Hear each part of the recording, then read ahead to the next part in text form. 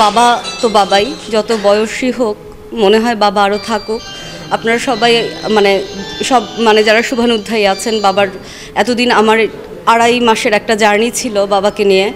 বাবার অপারেশনের পর থেকে আজকে গত জুনের 7 তারিখ থেকে আজকে 13 তারিখ বাবার কষ্টের জার্নি শেষ হলো। সবাই প্রার্থনা রাখবেন, শুভকামনা রাখবেন। বাপি তো দেশবাসীর জন্যই করে গেছে। হ্যাঁ, বাপির অভাব তো আমাদের পরিবারে বাপির অভাব তো থাকবেই, এটা তো ভুলার না। বাপিকে সারা বাংলাদেশ ফিল করবে।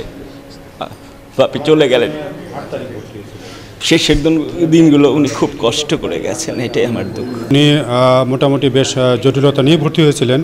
ওনার ডায়ালিসিস চলতেছিল এবং বার্ধক্যজনিত একটা কারণ ছিল, ওনার বয়স 90 বছর। তো আমরা ওনাকে যথেষ্ট চেষ্টা করেছি। ওনার কিডনির সমস্যা ছিল, নিউমোনিয়া ছিল এবং ডায়ালিসিস চলতেছিল। তো আমরা মেডিকেল বোর্ড গঠন করে ওনাদেরকে চিকিৎসা দেওয়া হয়েছে। তো আজকে উনি 2:45 মারা গেছেন। তো ওনার নিকটে যারা আছেন এখন ওনাকে প্রসেস করে আমরা দিয়ে দিচ্ছি আর কি। ওনাকে বিকেল 4টা থেকে ময়মনসিংহ জেলা উদীচী কার্যালয়ে ওনাকে রাখা হবে ময়মনসিংহ জেলার সকলের শ্রদ্ধা নিবেদনের জন্যে।